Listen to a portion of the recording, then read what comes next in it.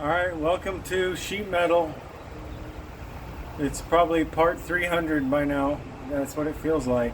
But anyway, sheet metal time. So, show you what I've got. So I've got all the holes drilled for the sheet metal to go in. There's extra holes. You know, the smaller ones are what were on the bus, and the bigger ones are the ones that I put in. So I'll mark those so that whoever is drilling on the inside drills through the right holes. But I've got all the holes and channels. Everything is shaved back and primed and ready to go. So I'm going to start with the rear cap. And the reason I start at the rear, whoops, my cameras are messed up. Excuse the cloudiness of the camera, but I probably need to get a new phone. I need to start from the back because the next forward panel always overlaps the back panel. So, you know, this panel is going to overlap here, and the next one will overlap this panel, and so on and so forth. Anyway, I'm probably not making sense, but you got to start from the back. So here I am. I got holes drilled, primed. Now I have this 1x2 as the backer to catch the rivets, to add some structure to this. But I have an issue. So when I cut the welds here to raise the roof and all that, I never welded this back in place, and it was just flopping around. So when I welded this was in the incorrect position. So I had to come in here and get the spacing right, and I did that by lining up the holes here. Now the hole isn't perfectly lined up, but as this sheet is riveted on, it's going to move backwards, and that should line up pretty good by the time that happens. The important thing is that this tray is at the right level, and all I did was when I cut this weld, I took out the thickness of the blade, so I added a piece of metal in there to give me the spacing of approximately where it was. So that should be close enough. And I just tacked it in for now. But after I did that, now this bar it's pushing on the upper cap, and I don't want to push the upper cap out. I want this to naturally be sitting. Let me see if I can get in here. See, I want it to be sitting like that naturally, about the thickness of the sheet metal away from that bar, so that I can slide the rear cap in between here without pushing this out and deforming it. It's touching over here and pushing it out. So it's not too bad, and maybe it's just because that's bent. Let me see if I can bend the rear cap straight and see if I still have a gap.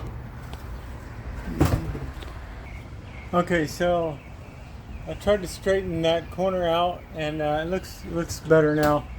But this is still just poking too far out.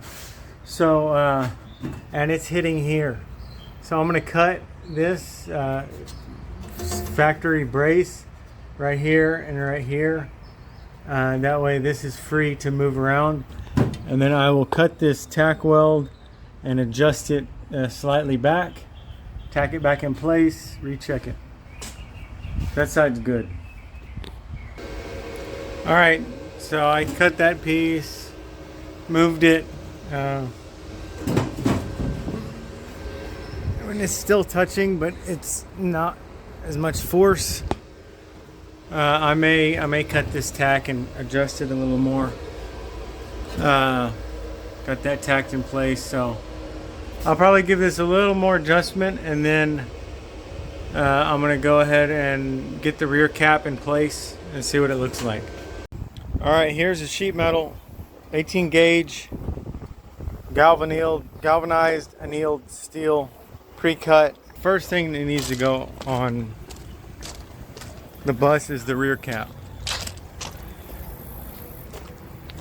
And by rear cap, I'm now referring to the curved piece of sheet metal on the back, not that cap. The reason is because the first sheet, which is going to be this one, the first, flat sheet, has to overlap on top of the rear cap so that the water goes over it and around. I got to keep in mind, like, this whole thing has to be lapped properly to avoid water intrusion.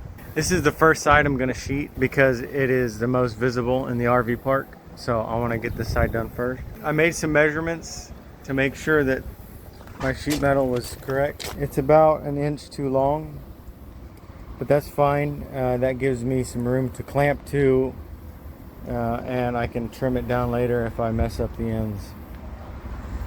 But the hardest part is curving the metal. I've tried to look up on ways to do this. I've seen people wrap it around a tree and wrap it around their knee, and I don't have a slip roll, proper tools to do it, so I gotta improvise.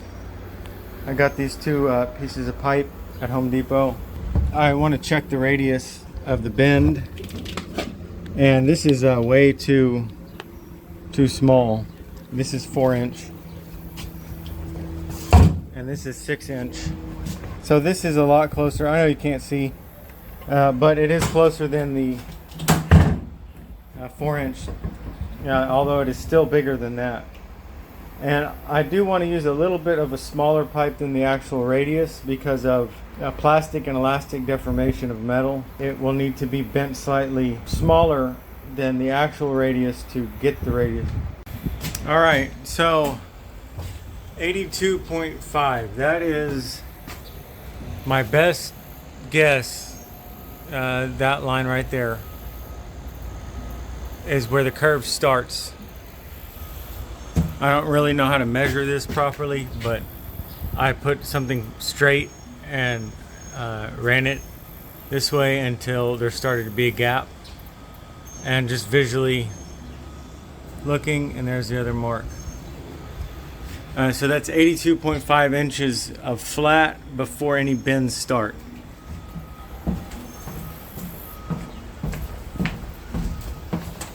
So I got 109 is my total length. See, this is a bit long, so I need to trim it. 109, so 109 minus 82.5 is 26.5 divided by 2 is 13 and a quarter, and 13 and a quarter. So I've marked where the bend is going to start on each side. There's a line here. And my idea is to clamp it down right in the center of the pipe on that line, and bend it. So let's see how that works. Okay, so what I realized is if I put this here,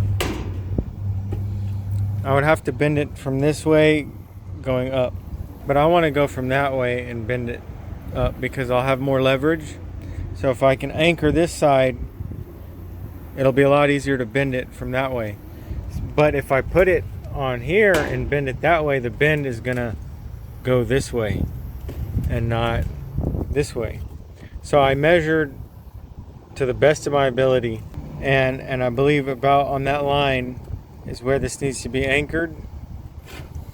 And then I can fold this sheet up towards me around that, and I'm gonna see how that works. So I did that side. I'll show you what I did. So like I said, I realized that I can't put it on this bend unless I roll it this way.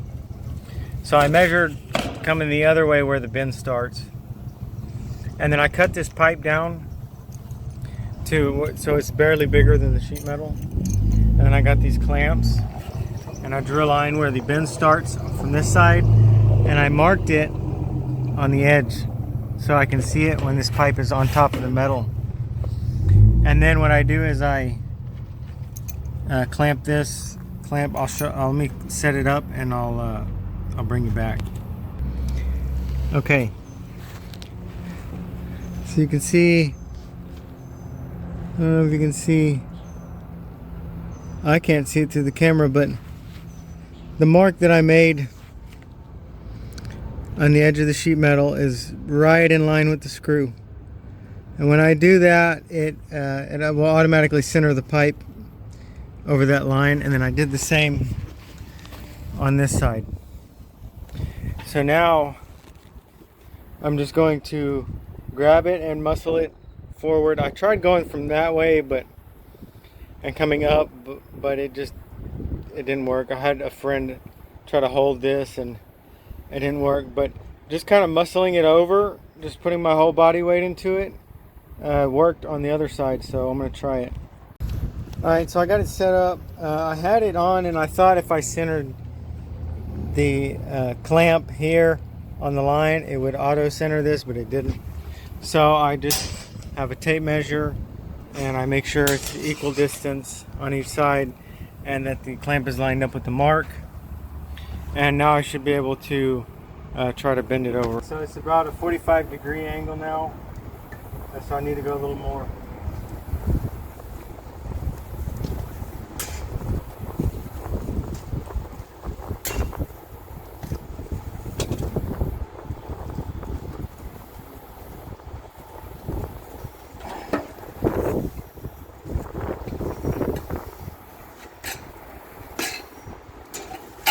Oh, that's hot.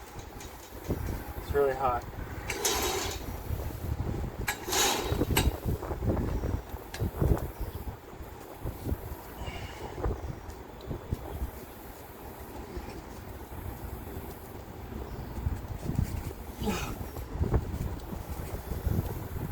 It's almost there.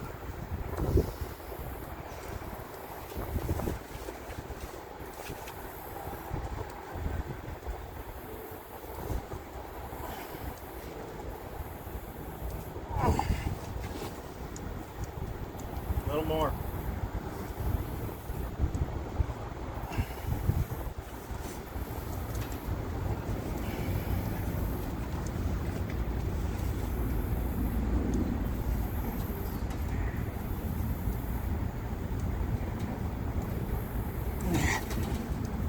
All right, there it is.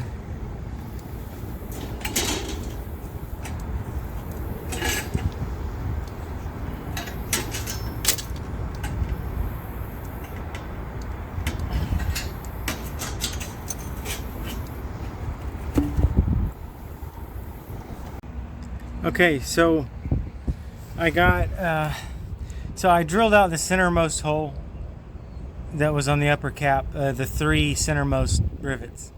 So from that middle of the 3, I put a square and I drew a line down. And that's where I'm going to start my first hole at the bottom. And then I measured from the center line of that hole down to the center line of the existing rivet line on the bus, and that's 16 3/4. So I'm going to mark that, and obviously I have my tape measure on here wrong. It needs to be on the center line. The center line of that hole. I can't even see it. Anyway. Alright. Center line of that hole. Go down to 16 3/8. And put a dot. Okay. Now let me do the next step and I'll show you. Alright, so now what I did was measured. So I put a dot, it's 16 3/8 from the center line of that hole down. And then I measured that from the edge, and that was 17 1/2. So then I put a few dots down the side, 17 1/2, and I use this straight edge to connect the dots and draw a line. So that's going to be my new rivet line.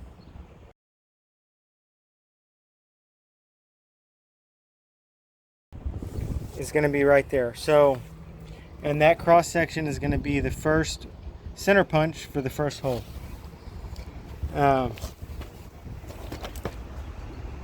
And I got the rivet spacing. I used this tool and approximated, because these aren't perfect, but it's about 1 inch and 1/8. So I marked the lines with a Sharpie on where my rig should be in case it gets bumped out of position. I just line those Sharpie marks up. Okay, so I'm going to take this and find my center punch.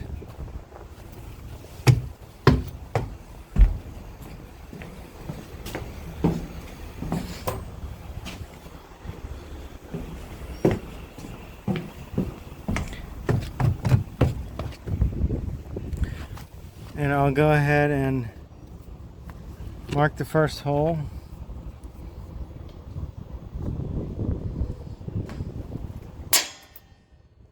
So it's hard to see, but there's a dimple there that a drill bit will sit in. Okay. Now I take this and I line it up with the hole. Make sure all the holes are on the line, and then, since I can't really do this with 2 hands, I'll do it off camera, but and then I just poke each hole and then move it to the last, overlap it about 3 holes so it stays straight, and then mark, and then punch, same way that way, punch all the holes, and then I'm going to come back and drill them out.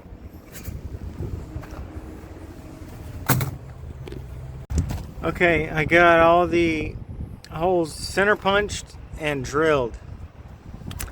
Now I ran into an issue, is I did chamfer each of these holes with this chamfer bit, deburring bit, whatever, but it wouldn't completely deburr the hole. Here is an example.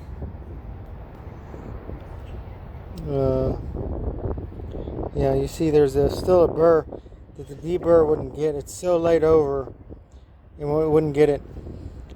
So after I chamfered each side, I checked, hold on, I'm filming upside down and backwards. I checked to make sure the rivets would go in all the holes, and they were tight.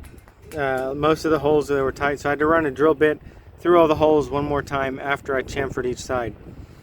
But still there were burrs left, like you see this burr here. So what I'm doing is going in each hole and making sure the rivet sits completely flush. See, there's a little burr, but it still sits flush, because in the rivet there's like a pocket. I don't know if you can see that, but there's like a pocket in the head of the rivet, and I'm assuming that's what it's for, is any burrs, it won't get hung up. And the sealing surface of the rivet head is around the outside rim. So I'm just making sure that that pocket will accept the burrs that are left over, going through each hole, and anywhere where the burr is too big, you know, just getting it off somehow. Yeah, just poke it off. I don't want to sand all these holes and all that, because I'll sand the galvanizing off. So I'm just kind of going through, making sure everything is going to be right before I go up there with sealant and rivets don't go in the hole and they don't sit flat and I get a leak and all this stuff. So yeah, that's what I've done. Now I'm going to take this cap and mount it up on the back of the bus again. Alright, I got the rear cap in place. It's got the same gap there as it does over here, so it's nice and straight. I do still need to knock this dent out some more. There's some space there while there's not as much space there. So I don't want this to curve in.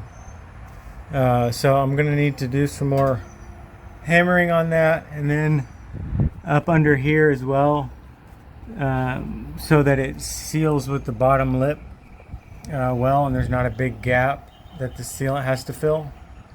So I'll hammer it out so it goes closer to the sheet, so when it's pulled in with the rivet, it's not way far out. It's, you know, like everything else is, just a little bit away. I got Cleco and some rivets, and same in this one. I'll show you from the outside. So it's looking really nice. I got 3 holes at the bottom. So I found that sometimes the Cleco will go in but the rivet won't. So you got to check both, and because the Cleco there's more play. So what happened was, this whole thing, the Clecos went in, but the whole thing dropped. So I had to pry up from this bottom lip to get the holes perfectly aligned, and then I used rivets on top to align them because they fit tighter, and then I drilled the 3 holes in the bottom.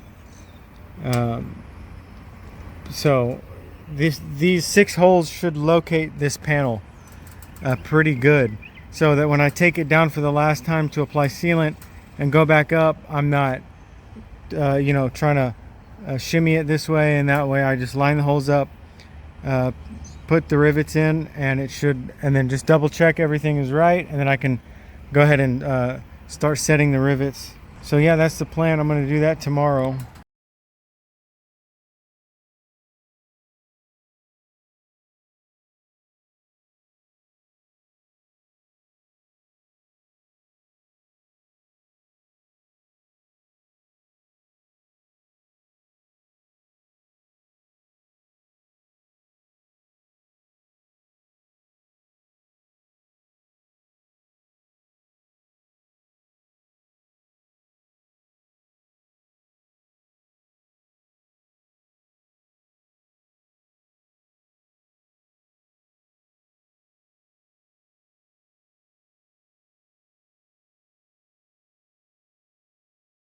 Alright, I'm going to go ahead and put the cap on and set the center top rivet. From there I can adjust it and clamp it on the ends so that it stays in the same plane until I get a few in, and then I'll release the clamps so that the cap can suck around the sides, because if there's clamps it's gonna oil can, it's gonna bubble.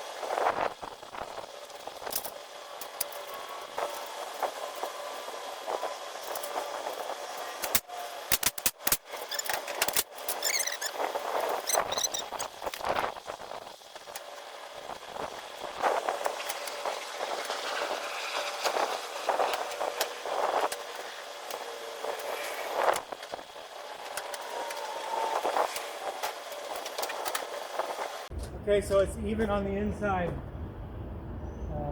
and now I just got to make sure all the rivets fit, which they are, and I can go ahead and get these 6 rivets in and start drilling from the center out and riveting from the center out.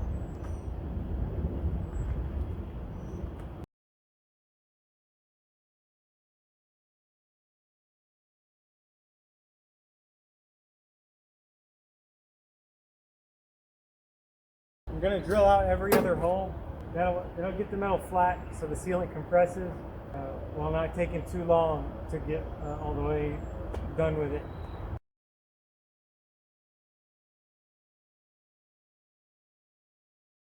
My sealant line is right on the drill holes, so it's clumping a bunch of sealant and metal right on the hole.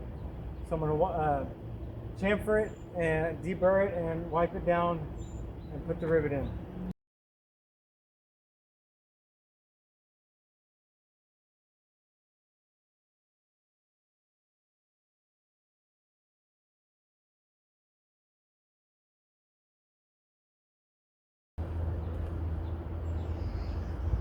I bent the drill bit. I got sealant here drying and I'm out of drill bits.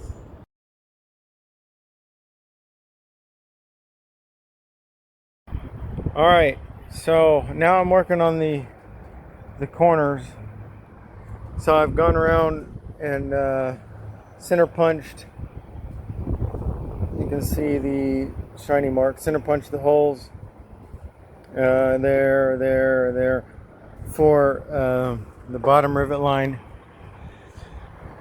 and here's the top rivet line. So what I'm doing is drilling one hole at the bottom, then one hole at the top, clearing out the chips with a scraper or just by blowing, and then squeezing, pushing this back and getting sealant up and squeezing the sealant up in the joint. And then I rivet it. So right now I noticed that this is kind of flattened and this is poking out. So I want to kind of turn this more into a round curve with the screwdriver, maybe. Yeah, I probably should have tried to straighten this before. What I'm just going to do is go ahead and drill and just keep putting rivets, and hopefully the cap conforms to the curve of the metal. I believe this is thicker, so the cap should conform to the new sheet metal, hopefully. So yeah, I'm just gonna one on top, one on bottom, squeeze sealant, put a rivet, and then keep going all the way across. And then I'm going to stop a couple rivets before, that way I can figure out, where the sheet is going to go and be able to manipulate everything. Okay, so to help pull this in, it was so far away, so I put a nut, a bolt and a nut, and tightened it up to pull these two sheets together, and then I drilled the next hole and I set the rivet. Now I'm going to take the nut and bolt out and rivet this one, and that's just helping me draw everything together, because if I put a rivet in there and there's a big gap and I pull the trigger, there's a chance it's not going to pull the sheets all the way together. So I went ahead and used a bolt to do that and skip to the next one. The bottom's looking good. Alright, so I'm going as far as I can go until I'm ready to put the new sheet. It needs to, let me zoom in. It needs to slide up under the cap right there. Sorry about the focus. Yeah, but before that last rivet is where the sheet needs to slide up into the rear cap. So we're gonna leave that open, and then I just figured I'd stop there. Now to clean up all that, you see I don't have any sealant there. It was a mess, but I used acetone on this 3M 5200 and that works really good to clean it up. But I ran out, and I used gasoline also, and that works pretty good. So I don't recommend using gasoline though. I mean, acetone's flammable too, but Acetone's better, so use that. Don't use gasoline. Alright, so I'm continuing with the extension of the roof and welding it in and creating the front structure. But I need to put hat channels in here. But this is a little different because I cut this crudely. I gotta keep that in mind. I had to get some equipment here. These are welding sleeves, gloves, a hat. This is not specifically for welding, it's just a gaiter for my neck. I want to make sure the front alignment is good, so I want to go ahead and go for these supports here and here. That way I will tweak the front if necessary while I weld them in. Let's see, this one and that one in. And then everything should stay in place and be nice and straight and square and level and all the things. So, but the issue I have is I cannot just weld in a straight extension because I cut it on a curve and there's nowhere for this roof to land. So I need to cut this piece out completely and reattach it to the roof and re-weld it up there and then put in a straight extension, because where I previously cut it right there is not curved and I can put a straight piece in. And the issue when I initially cut the roof with doing that is this weld back here. I could not get to that weld because the roof was right here and I couldn't get to it from here with a cutting disc or anything. So now I have a little more access. I'm going to try to separate this weld, get this piece free, move it up to there, and rivet and weld it back in. Alright, so I used the angle grinder and I made a cut all the way down, and I did cut into this on purpose because I just had to get all the way down into the weld. So I got it cut.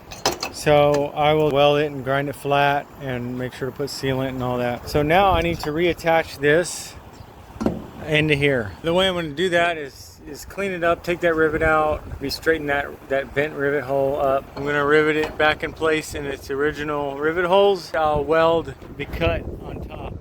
So the first two rivets are in the hat channel that's still connected to the roof. And this one goes into the piece. The piece right here. I didn't want to put any more rivets in because I still need to slide the front cap under this sheet, and then I use a nut and bolt to draw the roof sheet metal in.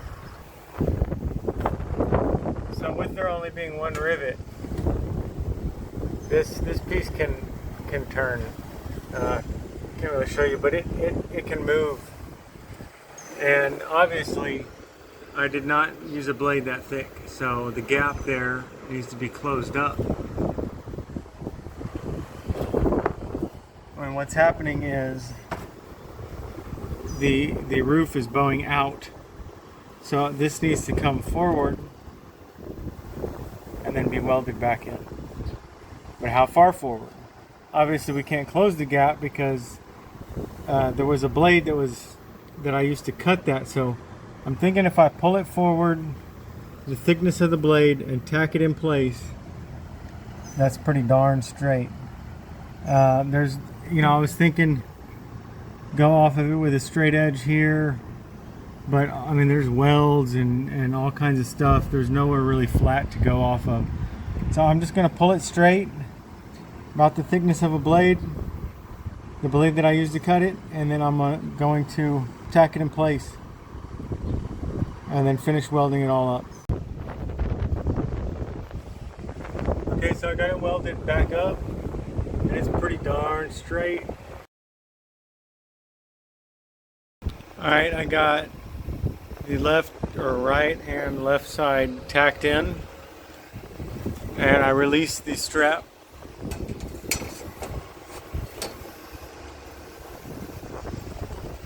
Perfect, absolutely perfect. So I just had that strap, just barely any tension on it, just enough to pull the top over about 1/16 of an inch. And when I released it after tacking, it is spot on. I have the front tacked in, those three, and these three are tacked in. So one thing I did was, I wanted to see how straight this bus is.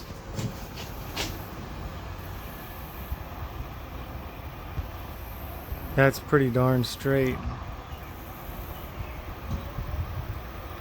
But one thing I noticed, probably can't see on camera, is there's one beam that looks a little tweaked. And it's this one. Alright, so I think I figured it out. So what I did is I thought, okay, maybe the arch kind of bowed in when it was cut. So to check for that, I measured this arch, which I know is good, because I put the jig on there that kept everything straight. I measured from there to there, approximately where I made the cut over there, and they are exactly the same.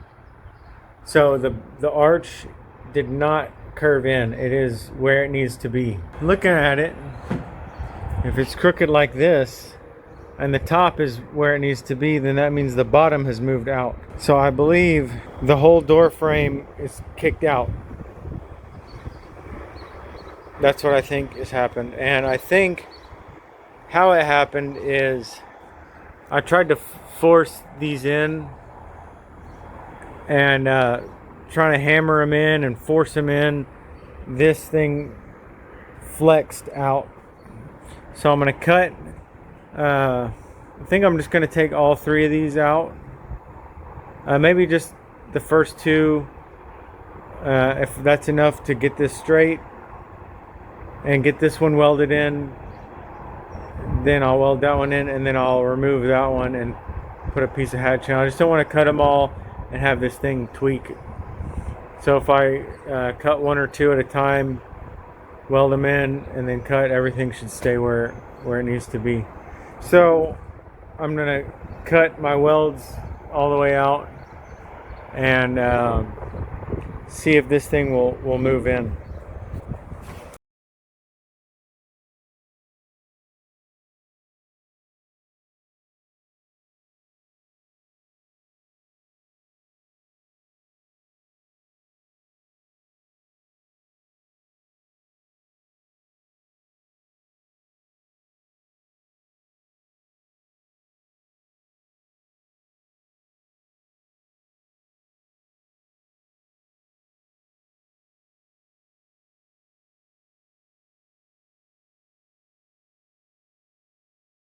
Alright, I cut this so it's free, and then I ground down this a little bit. So now I'm going to pull this in, put some flat bar clamped onto here, make sure everything is straight, and weld it back in. So this is the jig I use to weld all the other hat channels on. I'm just using it backwards because I can't get everything to fit on the inside. But it is a straight, solid bar. So I have it clamped here, and it's straight all the way and clamped up top.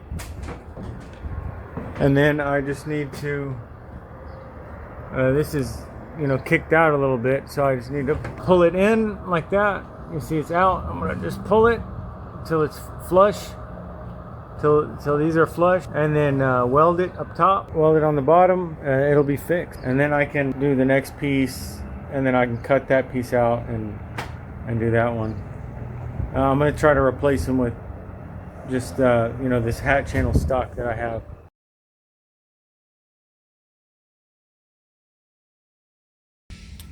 Alright, so what I'm going to work on now is replacing this, that, and that with regular hat channel like I have here.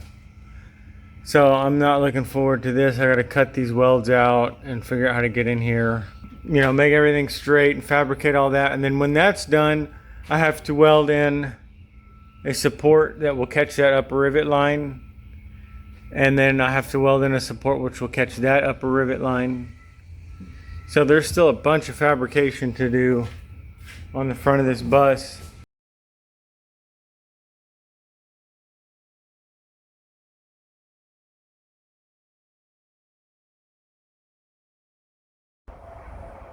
Alright, it's finally time to get the first sheet on.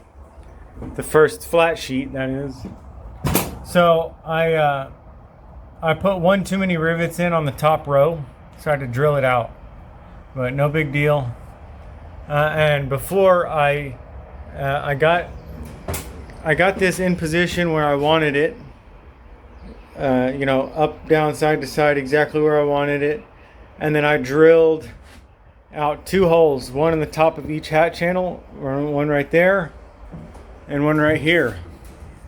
So that'll give me my position, and I moved it out of the way so I could, you know, do the rivets here. Now I moved it back, and I'll take you to the outside and see what that looks like.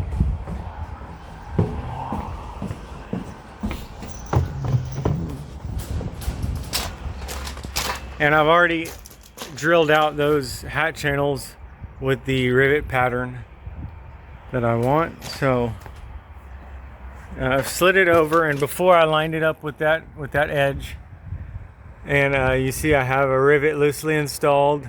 So let me go up to the top and show you the layering. Okay, so hopefully you can see the layering here. I've gone under the cap, over. I got sealant all over me. And then under here, behind everything. So that's the layer. I don't know how to explain it, but that's the layering right there. So now I'm just gonna gush a bunch of sealant back here, and then from the inside I'll put some sealant from this side and up under here and everywhere. Really, I can clean it up later, no big deal. I just want to make sure everything's all sealed up. And then I'm going to go ahead and set these first 2 rivets. Whoops. I got a hole somewhere over there. There's the hole and this hole. And I'll set those 2 rivets. And then I will go from the inside and start drilling out. And then I'll come from the outside and start riveting. And make my way going from the top across and then going down like this, so that I get no oil canning. That's my plan, at least. So I'm gonna go ahead and start squirting sealant in all these laps here and set these first 2 rivets. All right, well, here I am. I think it's looking really, really good. I got all the layers done properly, everything sealed tight, riveted tight. Yeah, I forgot about this rivet line here, because you see this sheet has one all the way down. So mine doesn't look the same. I just thought that was ridiculous. That was like that's a rivet every inch. So I got the same pattern, and I just skipped every other one. So if I want to make it look the same as that, I still can, but I just did every other one for now. I think it looks fine, and it's gonna seal fine. I got sealant behind every joint, got the whole top line done. I got my rivet pattern on both hat channels, and yeah, it's looking really good. I didn't video much on me doing this, but I will show in detail how I do it on the opposite side. All right, I'm now ready to put up another sheet. This is the largest sheet on this on the side of the bus. Well, it's the largest sheet on the whole bus. It goes from this seam, and we'll overlap this panel, and then it goes across that hat channel, and then it ends on this hat channel. So I'm gonna measure so I can figure out which one it is, but it should be the longest one, but just to double check. And then I'll show you how I get this sheet up here by myself. Oh, and a tip, don't store these panels like I did, or water will get stuck in between the layers and cause this corrosion here. I'll just have to lightly sand it before I paint it. It shouldn't be too big of a deal, but next time I would store them standing up so the water can drain down between them.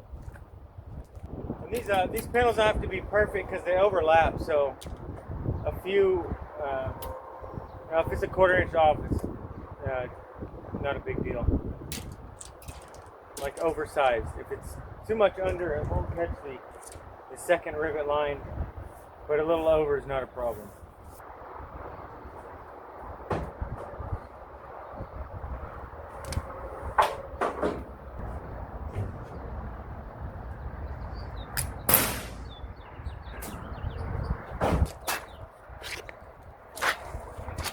So these aren't ratchet straps. They are, I forgot the name of them, but they basically are self-locking straps. There's teeth in there that grip until you release it. And these have like a 400-pound capacity. This panel's shouldn't be over 50, 60 pounds, so it's fine. And it worked really well on the first sheet, so I'm going to hook these up and I'll show you how I use them. There's a hole there, and then I got stupid focus. Anyway, there's already holes up there for me to hook these straps into, so they're hooked in there, and that piece of metal's strong enough, I believe. I guess we'll find out.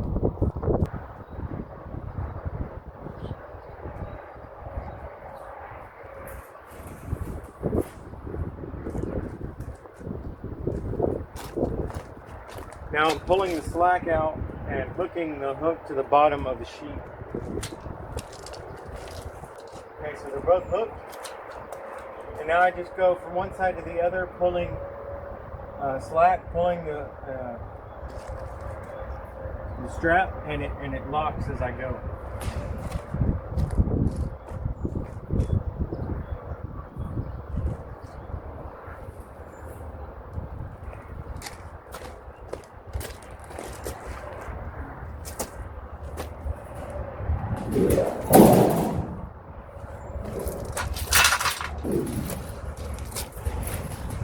Try that again.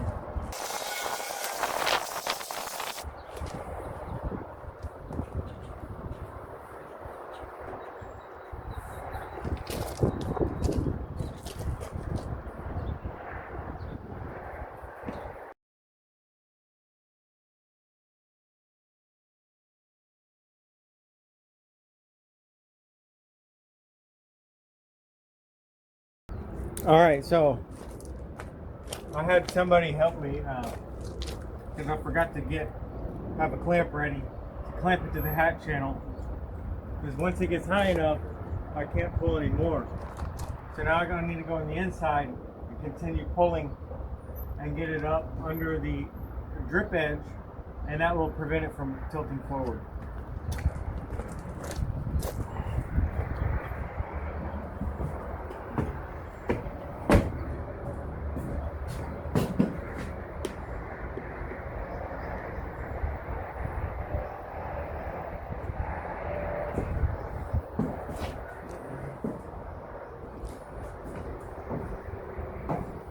Alright, so I got my clamps here.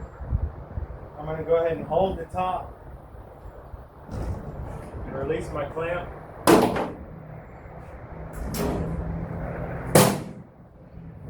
Continue pulling.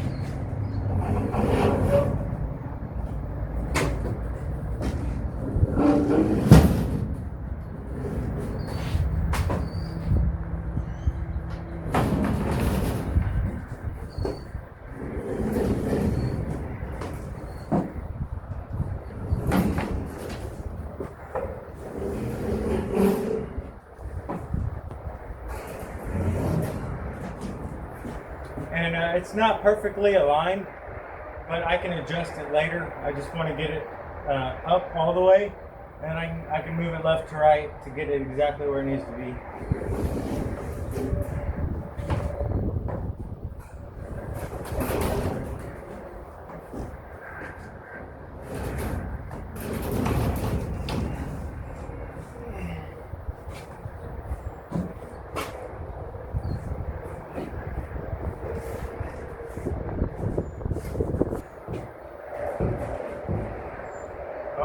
I'm hitting So I forgot. I mean, I did, but I wasn't careful enough to check and make sure that there is nothing in that gap. And you can see there, I don't know if you can see or not, but there are some rivet cores preventing this from going all the way up. So I need to get those out real quick.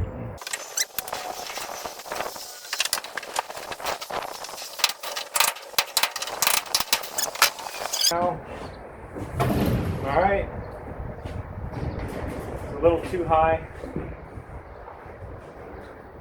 but I can adjust it.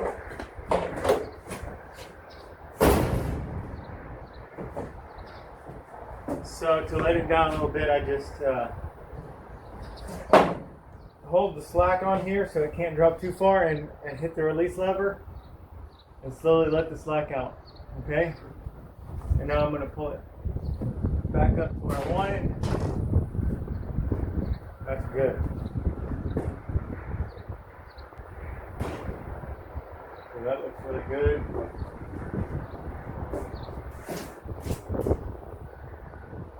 Alright, so now I need to get the side to side. So I need to come to me about 3 inches. And I'll just pull it over.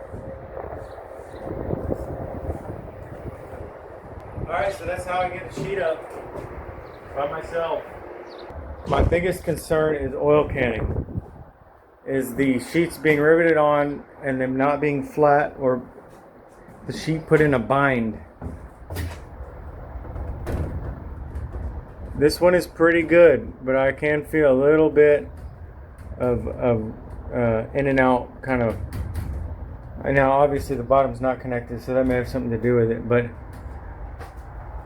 basically I cannot put a rivet over here and then put a rivet somewhere over here and then start riveting from here to there. It will cause a problem. It'll buckle. Okay, so the first step in starting to rivet is the sun is in the way. I need to pull that drip edge. I need to pull it back into the bus.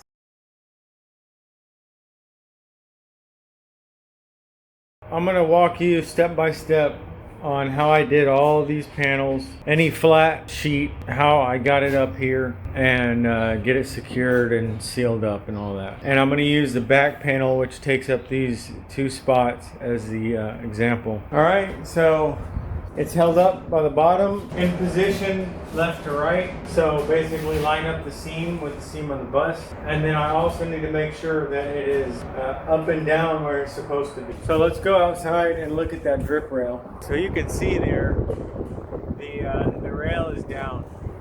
So if I rivet it in place, it's going to be crooked. So I got to fix that first. All I'm going to do is use like a drill bit and put it in the holes and pry it up and move along until it's where it needs to be, and then I'll tack weld it at the end, and then I'll come back and show you how I continue to put this panel in place. So now I'm going to slide. You see I slid this over probably about a foot, which I can do with these straps. I can shift it. So I'm going to go back with it. And then keeping in mind my layering, I'm going to be on top of the rear cap. I'm going to make sure it goes on top of the rear cap. And then it's going to need to go under the actual rear cap. So under the top rear cap, and then the, I don't know what's called these. Okay, so it needs to go on top of the rear strip and below the rear cap. So I'm quite a bit off here. So this needs to go over so that it's perfectly in line with this seam. What I'll do is I'll get it where it needs to go, and then I'll clamp it on the outside and then double check it. Oh boy, we better hurry. I am adjusting the straps to get a slight gap on the top. Right now I have a little gap here, but none over there, and I don't want it binding. So I'm gonna release this one just a little bit. while holding this so it can't just go completely, and record video at the same time. So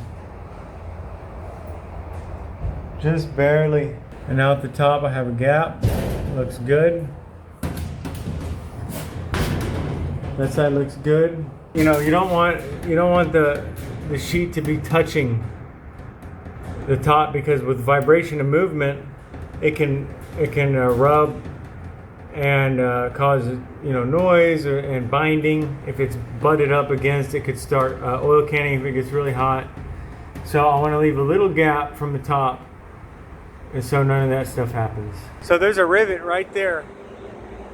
That's as far as I can go up without going on top of that rivet, and I don't want to go on top of it. And my gap is a little bit off. The rub rail is going to cover it. It's not going to be super noticeable, but that's the best I can do without overlapping that rivet. I could take that rivet out, but then I would have to go too far over to cover the hole completely. This is what I'm going to do. I'm going to leave it right there. All right, so I got my position exactly where I want it, side to side, up and down. So now I'm gonna drill one center top hole and put a rivet in.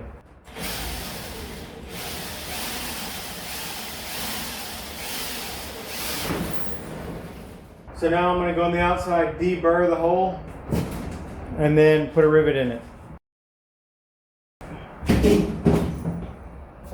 All right, so I put one rivet in, and just one.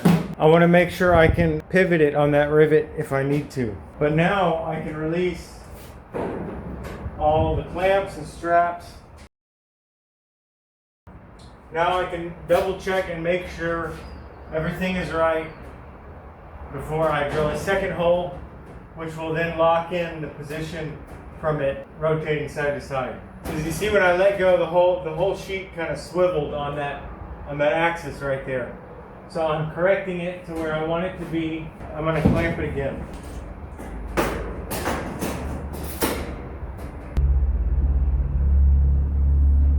I can double check. I'm triple, quadruple checking everything. Now I'm going to go outside and make sure my left to right hasn't moved and it's where I need to be. Because at this point I can still remove this rivet if I need to. Or even when I put the second one in. But once I start going, that's it. It's going to be really hard to take everything back out and not damage the sheet. It's very important to check, double check, triple check, quadruple check everything before I go to town on the rivets. All right, it looks good. I'm going to drill a second hole.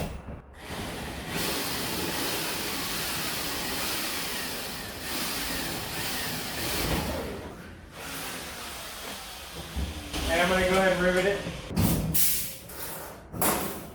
Now I can release the clamps, and this thing is still moving.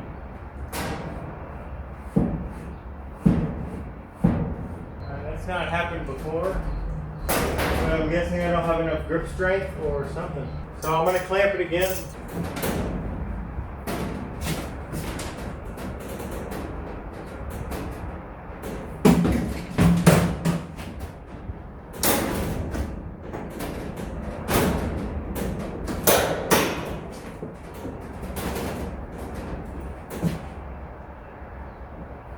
All right, I'm going to go ahead and drill another hole.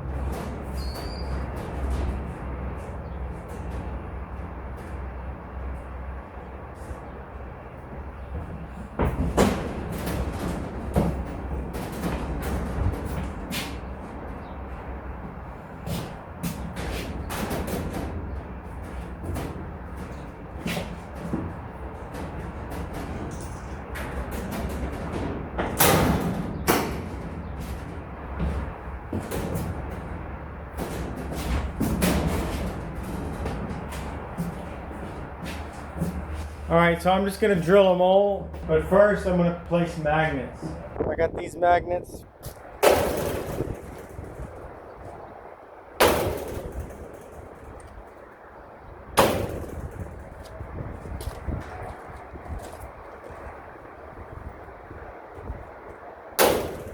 Make this flat.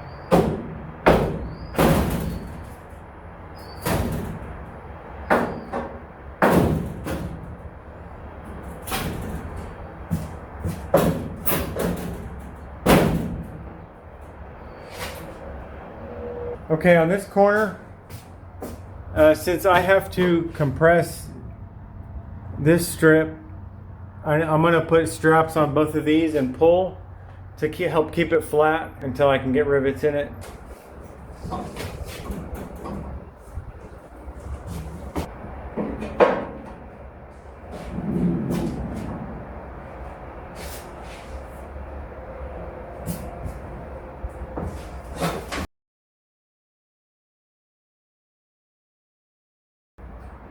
Until I get some rivets to compress everything. But I'm going to go ahead and drill the center and just get that all that riveted out, and I'll show you how the pattern I use to prevent oil canning. So first, before every hole that I drill, I use some type of lubricant to act as a coolant and lubricant for the drill bit.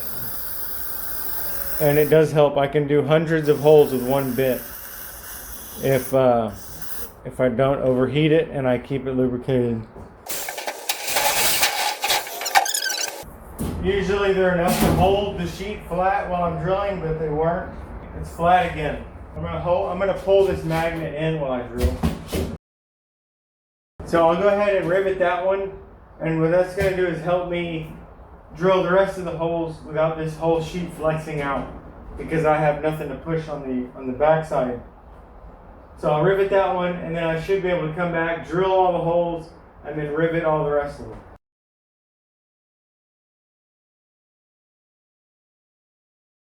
It's still flexing out too much, so I'm going to go ahead and put a rivet at the lowest hole that I have drilled.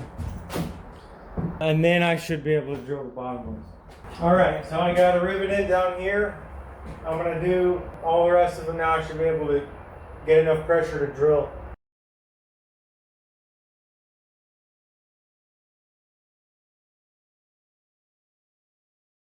And you kind of see how I'm riveting. I'm kind of just dispersing the rivets. I'm not going, top to bottom or left to right or middle out. I'm just going back and forth because any of the other ways are causing issues. So I'm just going to go through on the other side and rivet those.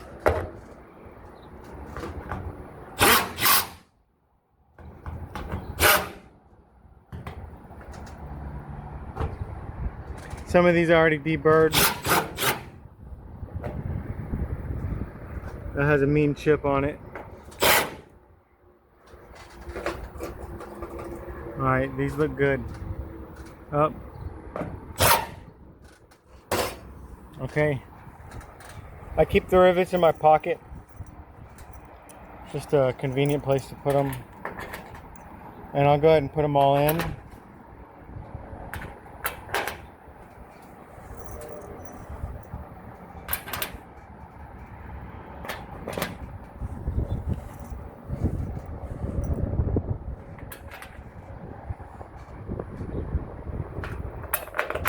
Trying to do this and hold the camera, the phone. Okay.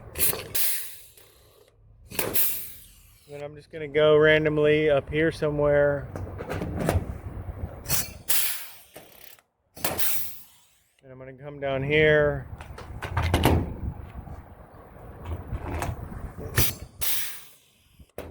Then I'm gonna go up here.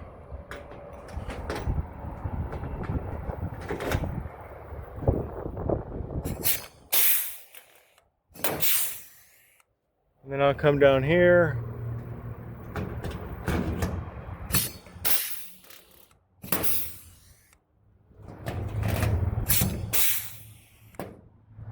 Uh-oh, this one's falling out.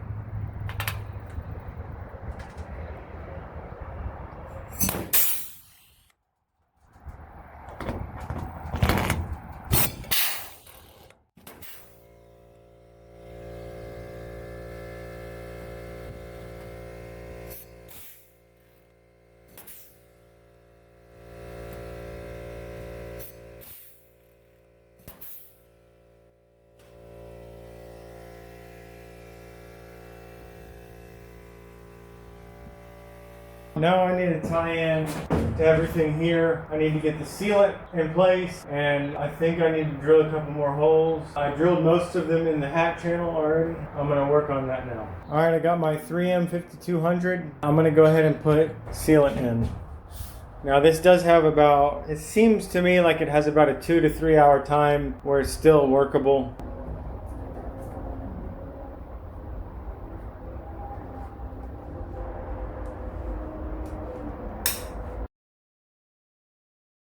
Yeah, I believe that's it from the inside. That's just a redundant layer. You can see the pattern I did over here. What this pattern is it's this pattern, but I skip every other one. And that's just because I thought this was excessive, and if I want to match this pattern, I can always come back and center punch in between each one.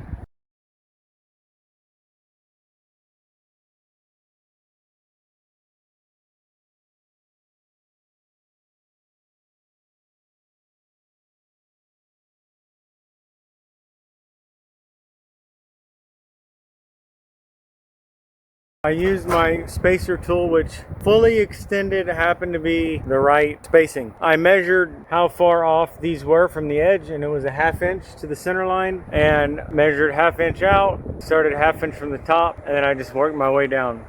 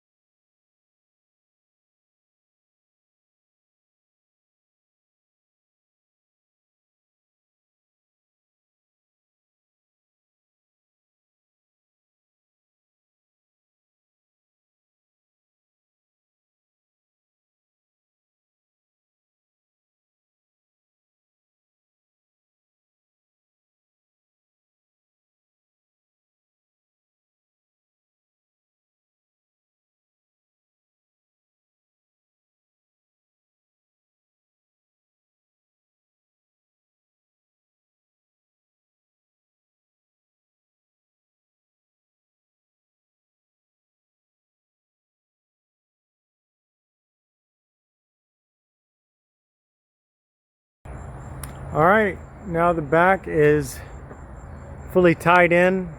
Looks great.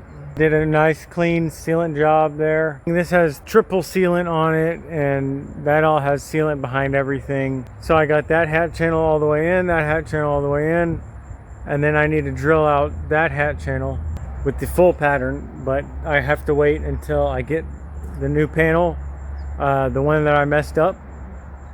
That one was supposed to be for this side, but I messed the original one up and used it over there.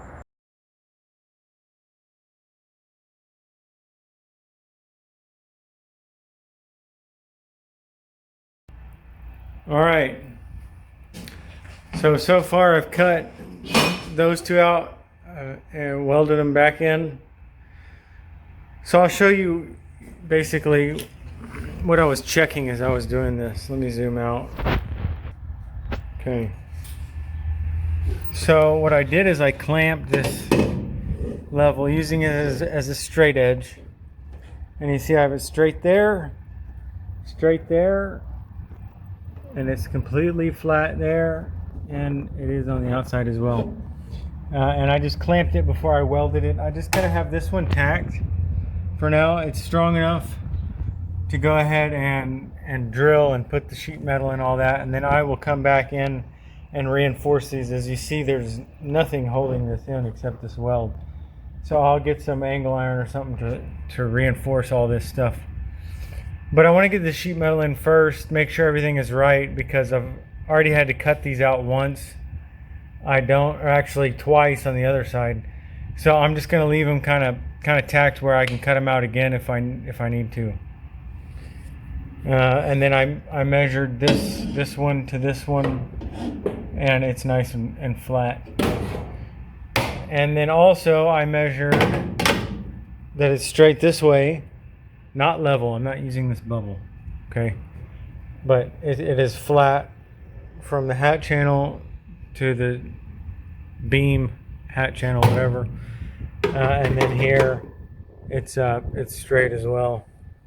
So now one issue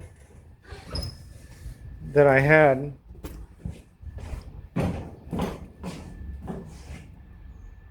was I thought, okay, let me make sure that middle piece is straight, right? And not leaning in or out like I had an issue on that side, right? And so I measured from the top, let's see. I measured from right there and ran a tape across to the top of that one. And I wanted to make sure that dimension is the same as any other hat channel from the top across, right? To make sure that I haven't welded either side, wonky. And it was a 1/2 inch closer together than all the other hat channels on the bus. All the hat channels are 91 inches exactly, and that is 90.5. So I thought, well, I welded it wrong. But after further checking, even if I go to the bus all the way to the front, from this point, and run a tape measure across to that point of the bus, parts that cannot have moved, they have no chance of having moved, because of the cuts I've made, right? This moved because it's pretty flimsy out here, right? But up there, those points of the bus can't move based on the work I've done so far. And they are 90.5. So from the manufacturer, the bus, it kind of gets narrower, a 1/2 inch, so not much, but a 1/4 inch on each side, narrower in the very front, and then it widens out over the course of 1, 2, 3, 4 hat channels. That hat channel is 90 3/4. So that hat channel is 90.5. That hat channel is 90 3/4.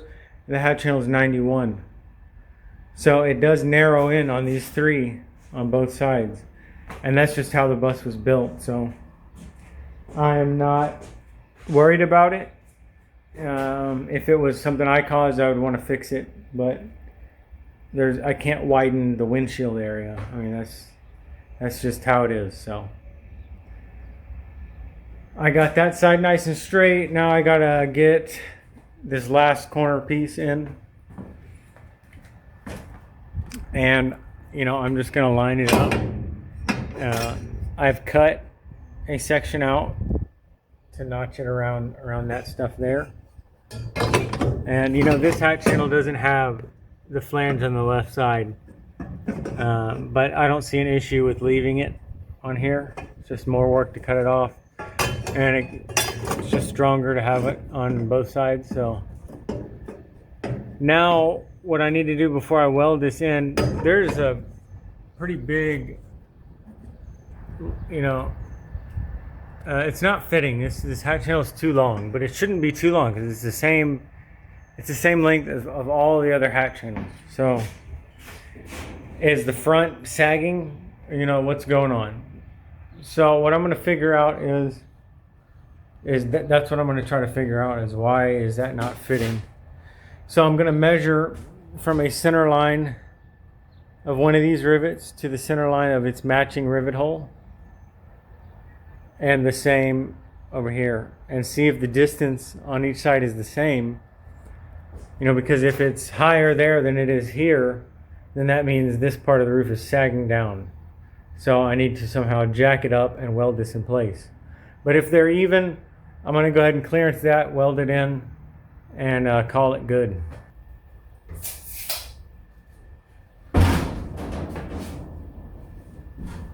Okay, it is about a 16th of an inch shorter. So just a little bit shorter there. So I'm going to make sure when I weld this hat channel in, I give it a little push when I stick the hat channel in place.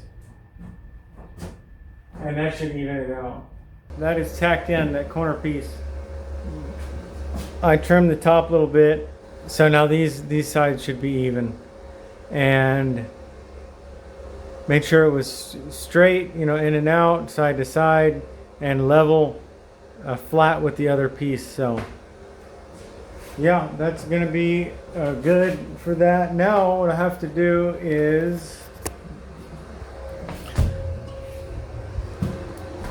I need to cut some metal that will go right up here, some 1x2. Sorry about the lighting there. Okay, that will butt against here and there, and it will catch this rivet line so that I can drill into something solid here. I hate to use this thick metal because it sucks to drill through, but it'll make it strong and nice and sturdy. So I have plenty of it. I got a bunch of sticks of that, so I'm gonna measure the distances between here and here, there and there, and the same other side. So I'll have 4 pieces in total, and then I'm actually gonna notch them out so that they're exactly flat with the back, and I'll show you what that looks like later. Okay, so this is what I've got here. Let me show you from the outside.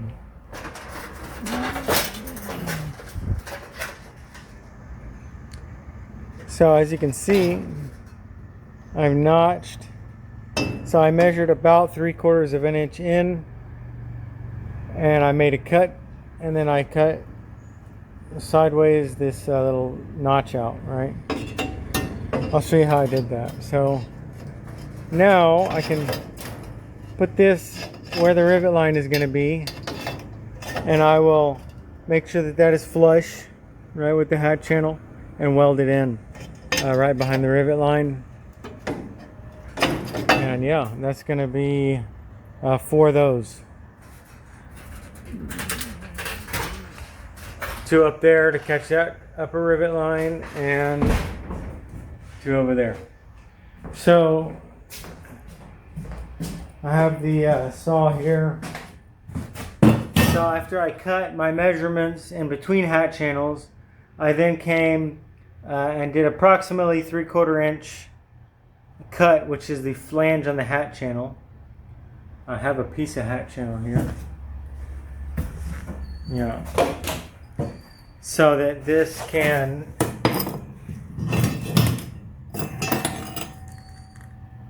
I can do that. Right, and I did. So I made the cut, and then I flipped it on its side, and I cut it with the angle grinder to finish it right there. So I'm gonna do that on these 3. Get these up in place and weld it on, And then I will be,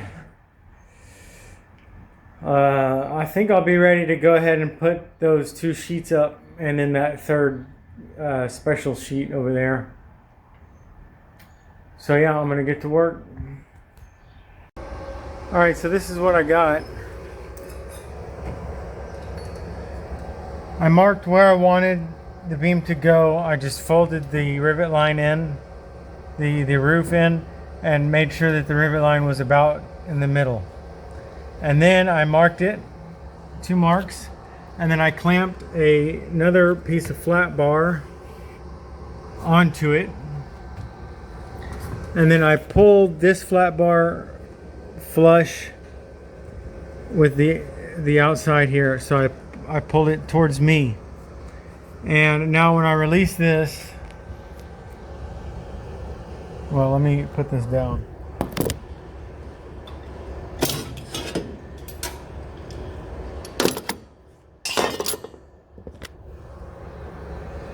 Now this is perfectly flush with the hat channel. Perfect. And that will, when I see, if I fold this roof down,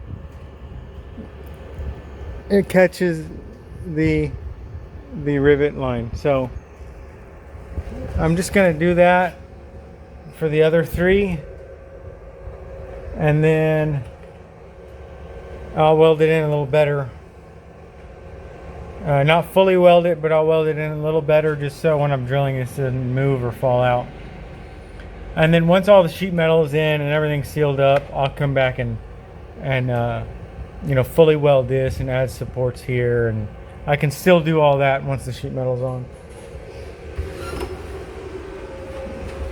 But putting the sheet metal on will let me know if I did a good job with positioning everything.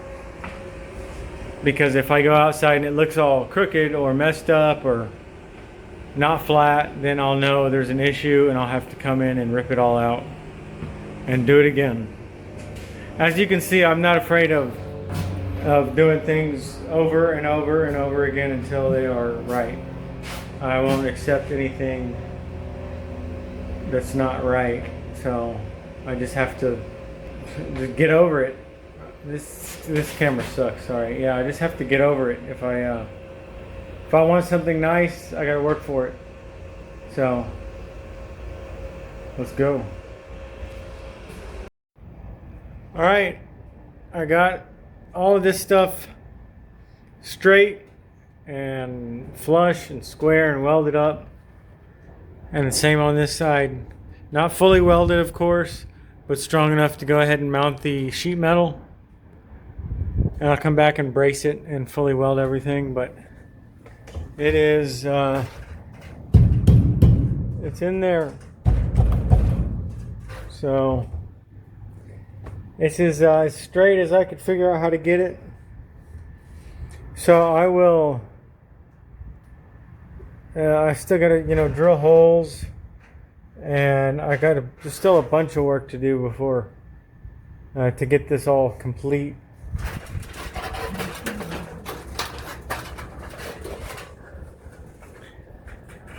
There's still like glue I need to scrape. There's a hole here that I cut through the roof I need to finish welding up.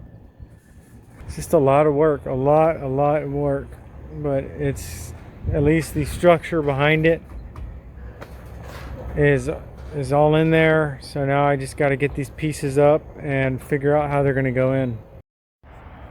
All right, so I did have to adjust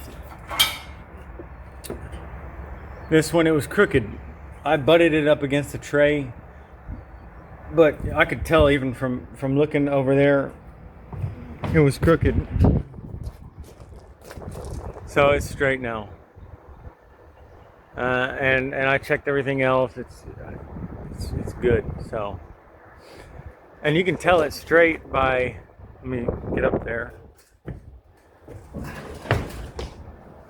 at least straight with the bus, however straight the bus was, because this hole used to go cover there, and we can see that hole is right about center with that flange on the hat channel.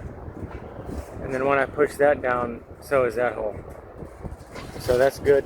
So now what I've been doing is scraping all this old sealant, getting all the old sealant off in between here so I can put new sealant, and just all the sealant here. There was some sealant here. Now I need to come and flatten out all these imperfections so all the metal sits flat on each other. Right here there's a big it sticks out, so I'll grind that down or flatten it out. And there's a rivet core in here that I need to finish drilling out. Yeah, I'm just kind of prepping everything. I'm gonna take a sander to get this stuff down even finer. I think I've developed how I'm gonna do the rivet pattern. So let me get down. We can see on the bus, these are just offset, 50% offset. So this one is between these two. This one is between these two. And that's the same pattern I've kept here. So going with that theme, I thought, you know, if the spacing is going to be different, obviously, but I'm going to do the same theme here. I'm going to go back with screws. I could put rivets, but I don't know. I just like to keep everything as stock as possible. Yeah, right. And stock themed as possible. And I don't know if there's a reason for why they screwed it. Maybe it, you know, this needs to come off to mess with the door. I don't know, but I'm just gonna go back with screws. There's already threads in here, and then I'll just drill pilot holes in this sheet for the screw to go in. And then what I'm gonna do is I'm gonna offset. So the rub rail is gonna go here, and the first rivet will probably be this one, so it'll be between these two rivets, but over here, and the flange of the hat channel that's behind here. And then one here, one here, one here. And I'm gonna do that all the way up. I'll probably, I don't know if I'll do rivets on this side and screws on this side, or screws on both sides. I don't know. But I'm gonna follow this pattern all the way up. And then this one, this center beam, I'm gonna do my the light pattern right there. So I may only get like 6 rivets in it, but that's fine. And then obviously the ones across, I'm gonna go with these stock holes. And then that one, I'm gonna go with my heavy pattern. This pattern. Because there's gonna be multiple sheets there. And that's what I've done. Anytime there's overlap of sheet metal, I go on with the heavy pattern. So I'm gonna keep that theme, that design, and I'm gonna have a heavy pattern in here. So I may, you know, before I put the drill jig on, drilled the holes from the outside, but for these I might just measure with the rivet spacing tool and center punch my holes and then drill them from the outside. And because getting that jig on, well, I might be able to get that jig on for a few of them. Yeah, I might just do it from the outside on these 3, just by hand, use the spacing tool and center punch. The mirror has to go back on. You know, I could possibly use some aftermarket thing or custom, but I'm gonna keep the you know, the provisions to bolt this on. So it's gonna obviously be bolted. You know, if I bolted it up top, it would be too high, so it's got to go back where it originally was. Now this sun is in my eyes really bad. Let me get up on here.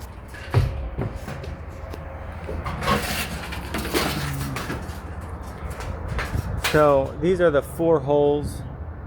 1, 2, 3, and then this one's missing. That that flange screws into. You know, that has to go on the outside, so I have to grind this flat so that the other sheets can lay flat on it. That I can drill that from the outside. Once I put these 3 bolts in, I can just drill a hole, and I think that'll be fine. There's plenty of, this is pretty thick, that's pretty thick, that's pretty thick, and I think that's thick enough, so I think this will hold. And then we have multiple layers of sheet metal that the screws will also be going through, so I think it'll be plenty of structure there to tie into. Originally I thought, and I had the sheet metal cut from here to here, you know, the length of this roof, this section of roof skin. But you know, I wanted to get it cut so that the sheet metal that goes in here lines up with this line, and it goes all the way up. I thought that would be a lot cleaner than a piece coming out here and then overlapping and then coming in right here. There'd just be this weird transition there. So I had it cut down. All right, everything's nice and sanded and cleaned up. You know, I got these high spots ground down. So I did determine that the sheet does have to go over on top of this, but since it's not this width, it doesn't need to go inside of this drip edge. So it's gonna sit about right there, in line with that, and that's about right there. I'll go over what I've done. So the first thing I've done is, see the strap, and this edge is nice and tight against the metal now, and that's because this piece has to go over that little corner, so it needs to be flat, so that when I put this on, you know, I can start riveting it in, and the roof will be flat behind it. I used some blocks, some magnets, but those magnets I use for the sheets on the inside, the black ones, right over that drip rail, and I put the strap over it and tightened the strap, and that pushed the rail in. And then once it was pushed in, I went and put a few rivets in it. Let me zoom in. So I put rivets in the hat channel, not just in the sheet metal, but in the hat channel, so it pulls the roof tight to the structure. And then I went and put 1, 2, 3, 4 rivets in as I went along to suck this roof sheet and drip rail close to the sheet metal. So even without that clamp, it's really tight. So what I did was I put a rivet in that upper sheet to pull it down a little more, and then I test fit the sheet. It still goes in even with that rivet in there. So and I put sealant behind it, and then I put screws in. So I drilled them out with, I think it was a 5/32 drill bit, and put sealant behind that, and then I just put the stainless steel number 12 3/4 inch screws in, and I removed all the sealant out of that, the original orange sealant, and I put some of my sealant in there. So I forgot that I had already drilled all these holes in the hat channel. So I just came in and drilled them out through the sheet metal and put rivets in, and these are all ready to go. This camera sucks. I gotta put the other sheet on first to drill through both of them. And then what I did over here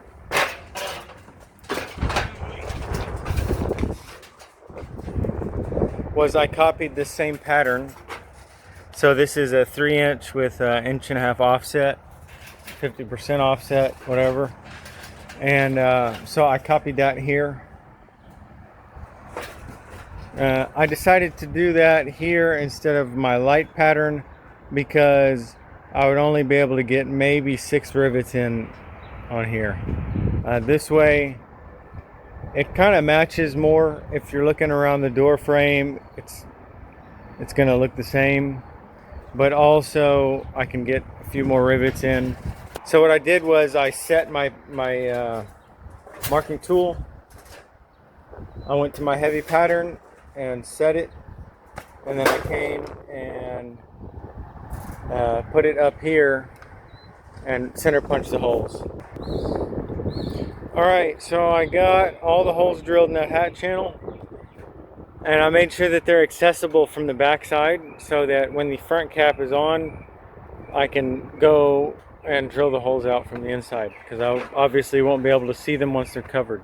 So I positioned the panel in place and with these clamps, and I drilled the holes.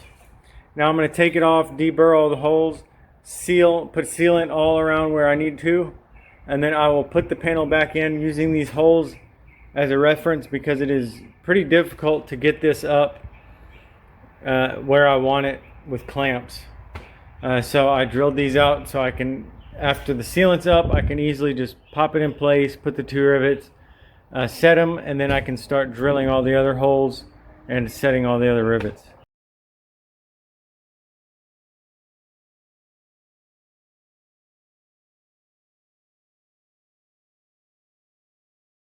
Okay, sorry, the hyperlapse tripod fell over. So this was extremely difficult to get up, like very, very hard to get that drip edge, the sheet, all 3 holes right there lined up, and all 3 holes right there lined up at the same time, and set the rivets. It was extremely difficult to do by myself, but it is finally up. So basically what I need to do is drill those holes from the inside and drill those holes, put sealant up there, and then drill and rivet those holes, drill and rivet those holes. There's already sealant behind there. And then drill these out to the smaller size for the screws, screw them in, and leave that side alone. So that's what I'm going to do.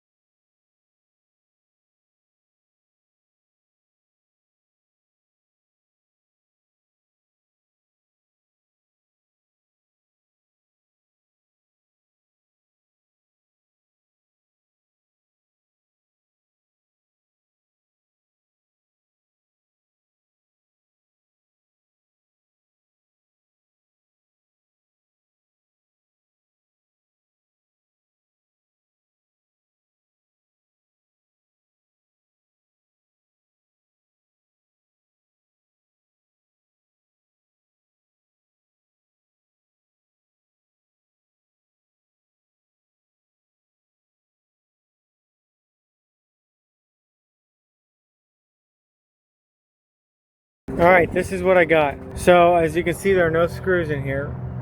I had some major issues with the screws. I took all the screws out. I drilled them out. This was a very hard process. I bent one drill bit and I broke one off and the second to last hole. You know, drilling through another hole can be very hard. You really have to control it, or else it'll bite and grab the drill and break your bit, bend the bit, knock you in the face, whatever. And you know, I tried to use my Milwaukee, but that thing, there's just not enough weight to it. I had to use the bigger one.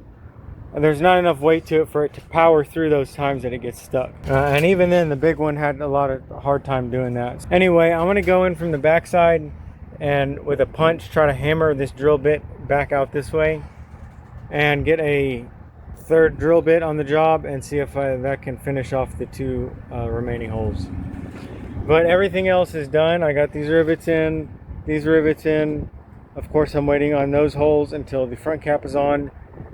And then I'm going to go ahead and clean up all this sealant while it's still wet with the acetone and a rag. And then I will come back, get ready to lay this flat, put sealant, lay it flat, drill all the holes, which I'm dreading because there's thick steel behind it. So it's going to be tough. But yep, that's where I'm at now. Looking good, but a major pain in the... All right. So cleaned up all the sealant, looks nice, really good.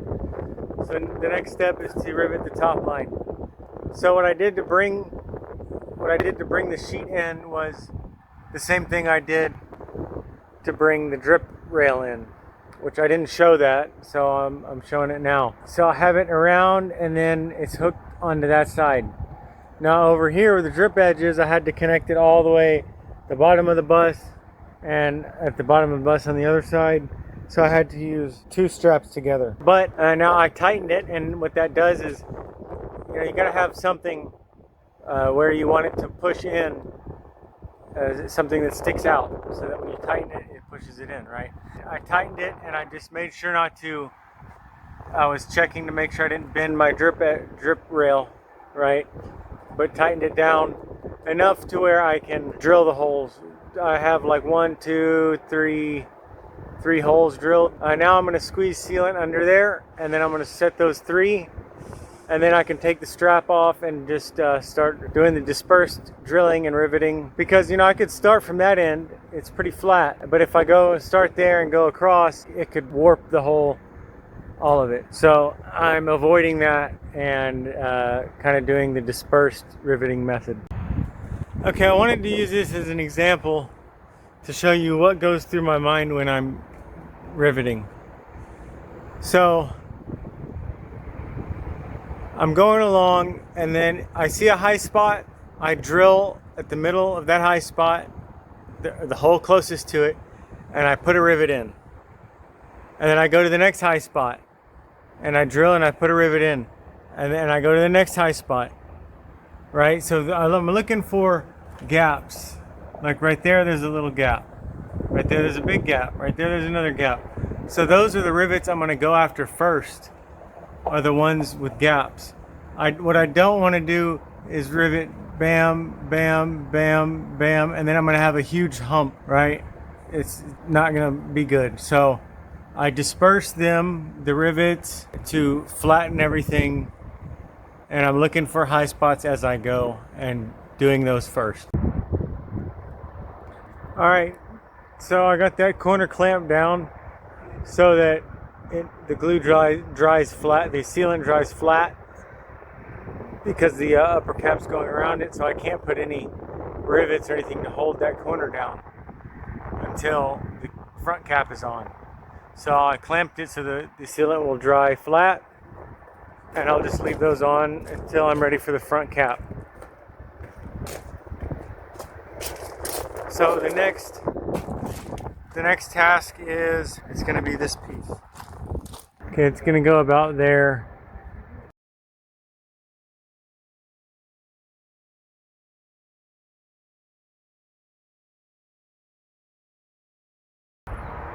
Okay, so I got the piece up there. It just so happened that I had a couple original bus holes that lined up, and then I drilled one hole just temporarily, just to hold the thing up. So now what I need to do is get the sun out of my face. Okay, so this piece is not straight. it is crooked out at the bottom a little bit. So what I'm going to do, and there is a gap on that corner. So I'm going to start riveting there and rivet around on the bottom. That's going to give material this way and hopefully line that up so it's flat. I'm really trying here, but the sun is right in the camera. So yeah, I'm going to start on the bottom on the corner and rivet around. And then I'm going to start at the top because that's where I want it. Fasten it there and then pull the material to the corner. So take material from that way. I don't know if it makes sense, but this is probably the hardest panel I've done as far as thinking about how to get it right. So I'm going to try that, and you know, if I mess it up, I just have to wait and get another piece cut, you know, but I'm no stranger to that, so let's try it. Tack welded that angle iron, and what that does is hold the piece up and also at the level I want it. I want it right at that level, pretty much right at the bottom of that tray. So see if I can zoom in on that.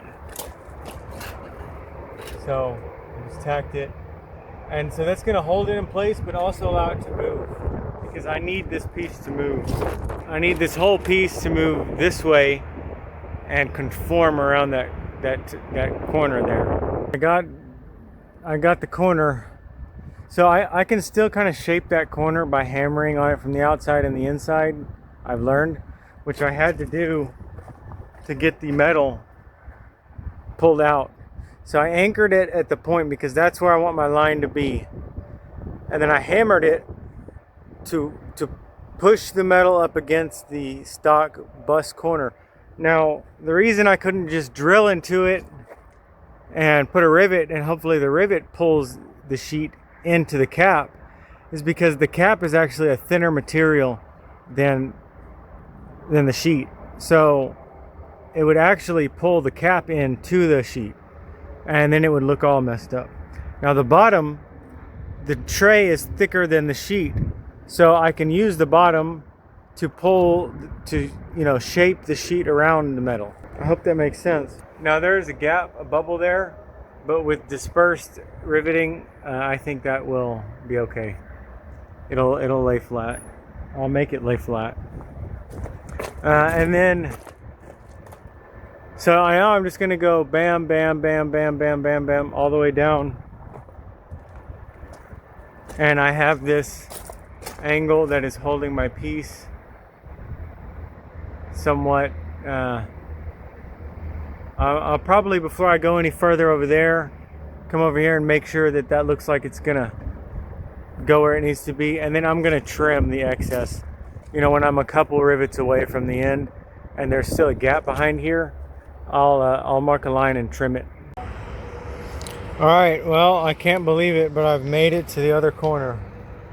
So many rivets, top and bottom. So on the bottom, it's too wide. It's going out around it, and up here, it's going in. See that big gap. So I gotta make this do what I want. Now, making this one follow its curve is not a big deal because the tray under there is really thick. It's thick metal, so the rivets will pull it in and suck it up around there really nice. But up here is where I'm gonna have more of an issue. Okay, so this is as far as I got without, I haven't gone inside and hammered or tried to do anything with this besides just drill holes and put rivets. And this is as far as I'm gonna go here. I got that one in, and now you see there's not much space. So this is conforming very well to this curve, but the top is not. So if I try to drill that hole, have the rivet pull it in, I think it's gonna push this cap in. So instead of that, I'm gonna go on the inside now, and I'm gonna hammer and try to work this metal up to the cap. Okay, so I got 4 in right here. And so what I did is I had somebody come in here with a hammer handle and pretty much just push this corner in while I riveted it. Riveted it, did it. Anyway, so I can see that one rivet didn't completely draw in all the way. The other three did. So there's still a big gap, like almost an inch. So what I'm going to do is put a nut and bolt and bolt those together and see what that looks like. And if it brings this piece up to here, I can drill another couple holes, put those rivets in, and then replace the bolt with a rivet. So we'll see what that looks like. The bottom is pretty straightforward. I just keep going around, and it follows the curve pretty nice. All right, so I got a couple bolts, and that's pulled it in pretty good. So I'm gonna go see what it looks like from the outside. All right, so putting some bolts in there really helped it. So I'm gonna drill these out now and put rivets in, and I might take this bolt out. It's loose, and then put a rivet in there, and then take that bolt out and replace it with a rivet, and then go down the line with rivets. All right, so let's take a look at what I got. I need to clean the sealant off, but I got it wrapped all the way around. It looks really good. And I drilled my holes on the inside. I'll show you on the inside. Sorry, I can barely see. The sun is in my eyes. So there's a couple more holes I need to get in there, a couple more rivets, but I can't get to them from the inside, so I'll just have to come out and mark them and center punch them out here and drill them, but I can do that later. So now I need to get the rivets drilled from the inside, all those holes, and put those rivets in. And I need to clean the sealant off before it dries. So I have the holes in the hat channel.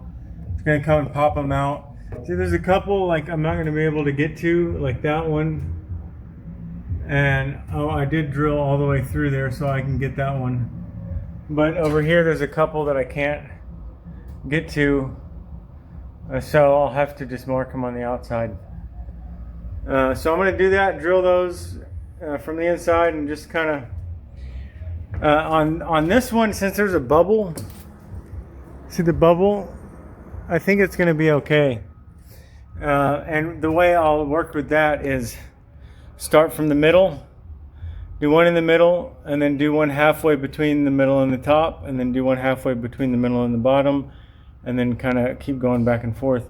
And I think it's going to push that metal that way, and it won't really be an issue like it would on a flat sheet. I think, hopefully, so we'll see. All right. So at this stage of the roof raise, I forgot to put in the mirror, and I forgot to remember that I need to make holes for the mirror, or leave the holes. So I got to remove those two first rivets on that drip rail, and then I got to drill a couple holes above it. There's 4 holes here, and then there's going to be 2 holes here. You can see the ones at the top. Let me see if I can zoom in. The ones that are kind of out of place right there, that's where it used to go. But remember, I drilled my own holes in here. So what I might have to do is take out 2 of the rivets and then make my own little bracket. I'll show you here. If these holes don't line up, then I can just make my own little bracket there that will line up with 2 existing holes. So that shouldn't be a big deal. And I need to reconnect the plug eventually. I cut it because the plug wouldn't fit through the hole, which is stupid. I would have had to depin the connector, so I just cut it. I'll rewire it later.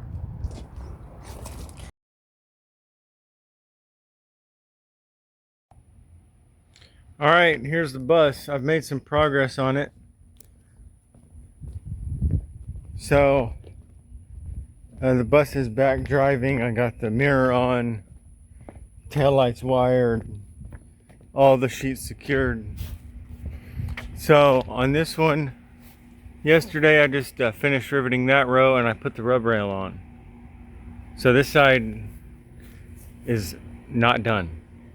I still have like 400 rivets to put in up top. But I want to get the sheets on, rub rails on, everything that's going to be flat to the hat channels on, and then I'll do that. So I'm going to come around to this side, work on this. So I have 1 row, 2 row, 3 row, and 4 rows. So and these all get the thick pattern of rivets. So a lot of drilling, a lot of riveting. This is kind of overlapping on that, so I don't know, I might not. It's barely touching it, but yeah. So I got 1 rivet in. I'm just gonna do one about there, come out and rivet it, do one about there, come out and rivet it, and then I should go on the inside, be able to go on the inside and drill them all. Because so what I've been doing is, I'll get a few, that way the panel doesn't like push out when I'm pushing the drill bit, because when I push the drill bit from the inside, it does this. So if I just get a few in, it can't flex out. So then I can go in and just drill them all after I get about 4 or 5 in they're kind of dispersed. So yeah, I'm gonna do that. I'll put you on a time lapse for this one, and it'll be the same for all the others. Now this one's a little special because I didn't drill out on the inside this hat channel, so I gotta and only one side of the hat channel is accessible. The other side has some steel in the way, so I'll have to drill it from the outside.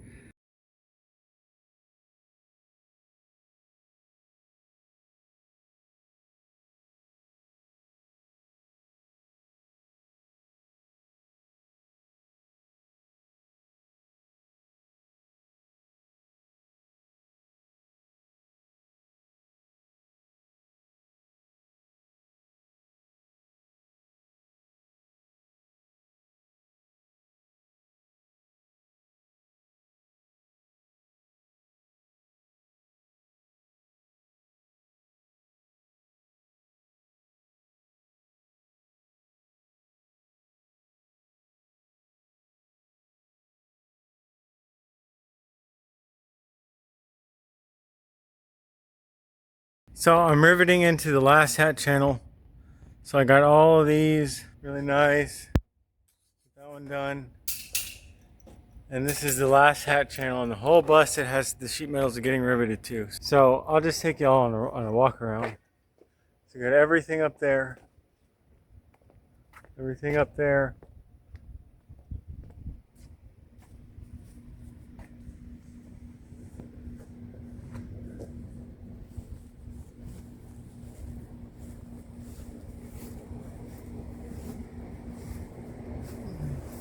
So all the sheets are riveted on. It's just the top line that's missing rivets. So now I just have this last hat channel. Now I didn't drill the holes, which I should have while the sheets were off, but I didn't. So I'll show you how I got the spacing. I drilled from the inside, and what I did is I used the center punch and the rivet spacing tool, a tape measure and a marker. So what I did was I just came over here and kind of got the spacing, set my tool to the spacing, and then first I put the first hole and I based it off of where that hole is, because that's the upper rub rail rivet line, and that's where I based my plate, the drill plate. That thing. That's where I located that thing. So I started center line of that top hole, and I measured up, and then I transferred that measurement here, center punched it, marked it, and drilled it. So I measured center line of that hole to the center line of the first rivet, and I got that measurement, marked and drilled it here. So I put one hole in, and then I got my rivet spacing tool, put that on center line, and center punched all the holes all the way up. And then I double checked my last hole was going to be approximately the same distance from the top line to the last rivet, which you can't see on this one. See, that's a top line rivet, and that's the last rivet on the pattern. So that's right. So I made sure everything looked good, and I drilled it. So I'll show you how so I'll probably do the rest of them from the outside. I can't even fit this tool in that little space, and there's no access from this side. So I'll go on the outside and do all the marking and drilling. So here's the mess.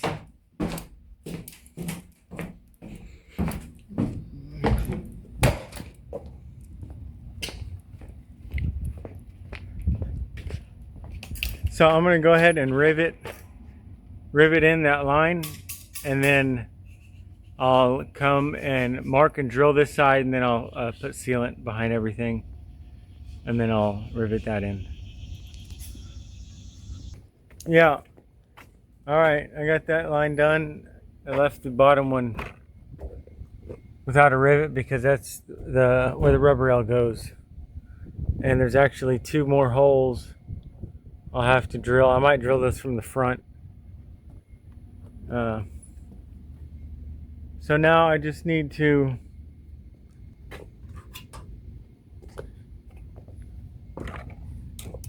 match this pattern up. And one thing is that I'm worried about is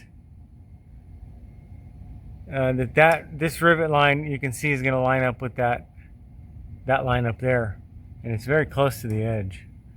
So I wish I would have tried to move these over a little bit more, but I don't know, it'll be fine. So I'm just gonna match this up. So the best way to match these up, especially if they're not exactly perfect, is just to get the bottom, match the center line, and match the center line of the top, and then the others will all be averaged.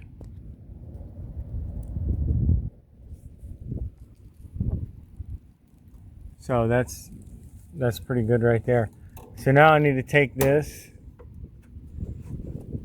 and I need to offset it 50%. Well, I think it's 50% offset, and then mark it. Figure out exactly where the line, where I'm going to drill, how far close to the edge the rivet's going to be, and then I'll offset it 50%, center punch and drill, put sealant, and put rivets. That's it. Alright, so it's all done, riveted and sealed up. I think it looks pretty good. So now it's time for the rub rail. So what I've done is gone with the 3M 5200, and I'm going to go under all these sheets all the way down, and you can see I've already gone most of the way, and just going to continue to go all the way down with the sealant.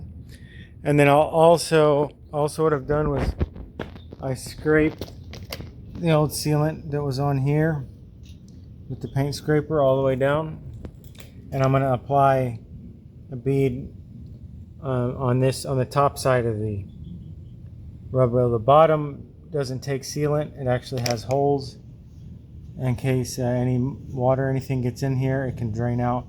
So we don't want to seal that up. We want to keep that open. And just the top, take some sealant. So the way I did this on the last one was I made sure I had two ends that were drilled out to the 7/16. There's one end, and there's another hole at the other end. And I'll drill that same hole out on the rub rail, and I'll have another person help me. And if you didn't have another person, what I've done was put the rail up and either like a cleco or a nut and a bolt to hold one end, so it'll be like one side will be on the ground. You lift one end up, put something in to hold it. You could use a really long bolt even without a nut on it. It should be enough to hold it, and then you can pick it up on this end, put a rivet in, and then come back over here, put a rivet in, and then start riveting. But I have somebody here to help me, so I'll be at one end with the rivet gun and a rivet in my hand, and they'll have a rivet in their hand. I'll nail my set my side, come over to their side, set their rivet, and then I can go and fill in all the rest of the holes. So I'll just make sure that those two are 7/16, and then once I rivet two rivets on and the rail is up, I can then drill out the rest of the holes. All right, so I had somebody help me. We got one on each end. We'll head ahead and put the middle one. So when you put it on, it kind of bows or down, it sags. So I had to go to the middle, do the middle one, and then I split the difference between the middle and the end and did another one, and between the middle and that end and did another one. And now it's on pretty straight. You can see the holes line up all the way down. So now I don't have to worry about drilling it to where it's sagging. They're all in line now. So I'm just gonna go and start drilling the top and bottom holes from the outside and putting rivets in. I already put my sealant. You can see it oozing out. When this rail was still down, I ran a bead along the inside of here. All right, man, that looks sweet. Looks so good, I think. So everything's done on the sides of the bus. I just have the top line now on both sides. Let me talk about that. So I don't know if you can see here. Let me try to zoom in. Block some light. So you can see that rail is right up against the sheet metal there. There's hardly any gap. And then I move over here and there's a little gap. Hard to see, but there's like let's say less than a 1/4 inch. And then there's almost no gap up at the very front. But I think that's okay. A little gap like that's okay. But let me take you to the back.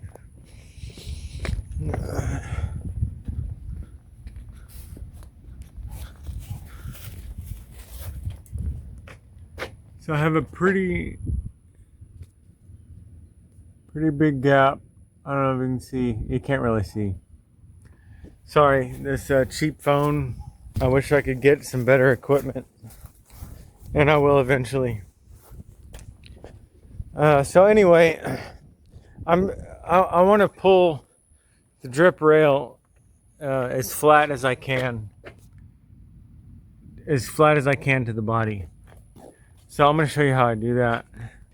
It occurred to me that, why don't I just use a method that I've used in other parts of the bus, which is to use bolts. So I'll drill on the hat channel. There's 2 flanges. So I'll drill one out. I'll drill both of them out, and then I'll put a nut and bolt through one, and then I'll rivet the second one, then I can take the nut and bolt out and put a rivet in. So I have a bolt I put through, I threaded the nut on, and then attached some vice grips to the nut so that it can't spin. It'll hit and start tightening. So I'm going to go to the outside. So I have an impact with a 10mm socket. So I'm going to try to show you this gap. So my fingers can fit in there. So that's ridiculous. So see how this works. Let me try to record it.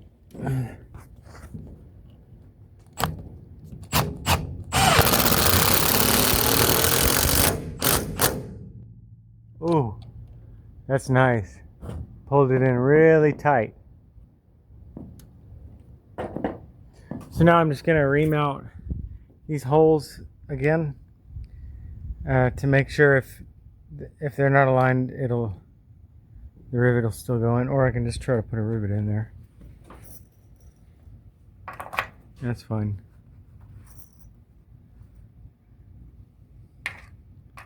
Top is Abdel. This one is the long one, and that's an Abdel. So I'll go ahead and set these rivets, and I should be able to release that bolt there. I don't know why this is still on here. So the roof raise is done on this side. Still got the other side. But you see I got the top line all the way done, all the way down. And it's pulled in nice and tight to the body. So I'm going to show you exactly how I did this. I kind of got into a rhythm after I figured it out. So this strap is no more. Not using the strap. I use the bolting method to pull the top in. So let's start on the other side. Today is a nice day. It's only 101 degrees right now, so we're like 5 or 10 degrees below what I'm normally working in. So I'm grateful for that. So I've gotten that all these hat channels are attached. So that one, that one, that one, that one, that one, that one, that one's not, and that one's not. So once I bolt and rivet that hat channel and then the next hat channel, I go in the middle and I drill a hole and I put a rivet. And then I go between the middle one and the left side and I drill a hole and put a rivet. And then I go between the middle and the other side and I drill a hole and put a rivet. That keeps these panels from warping. I'm not sure if I did just go from one end and rivet straight over if it caused a problem, but it was causing a problem in the past with this piece.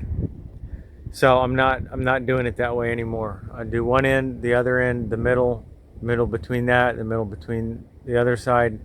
So splitting the difference, right? That's the pattern. Split the difference pattern. So this type of ladder helps so very much versus that scaffold, at least this scaffold, because it's so narrow. When you're drilling, you got to put a lot of weight behind the drill for it to go through, or else you have to use a lot of speed and then you burn the bit up, and it's just a pain in the butt. You need to have a lot of weight behind that drill. You really got to push into it, and when you do that, I mean, this thing takes nothing to tip over this way, right? So this takes a lot to tip over. I can put all the muscle I got and I am not gonna push this ladder out. So not an A-frame like that, not a ladder that is like that, because they're very susceptible to tipping when any weight is put on them, sideways, forward, backwards, whatever. But when the ladder is leaning, you can get a lot more pressure on the drill and it drills so much faster. I'm glad I figured that out. The only issue is you can only reach over the side of the ladder so far before you have to come down and move it. But I'd much rather do that than sit there 10 times as long on each hole trying to drill through it, because I can't put weight into it.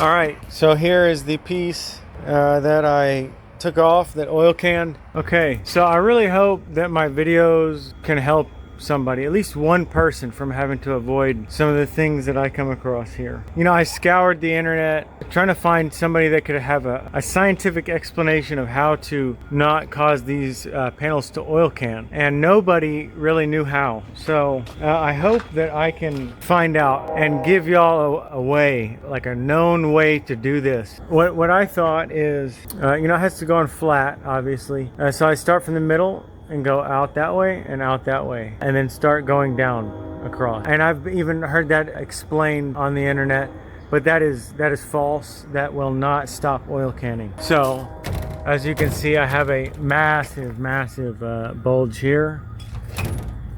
You can see that when this is flat here, there's a massive gap. So all of these rivets need to be drilled out. Both of these pieces need to be removed, and I need a new sheet, so that's scrap metal. And then I need to develop a way, so I just have to keep trying until I can get it flat, perfectly flat.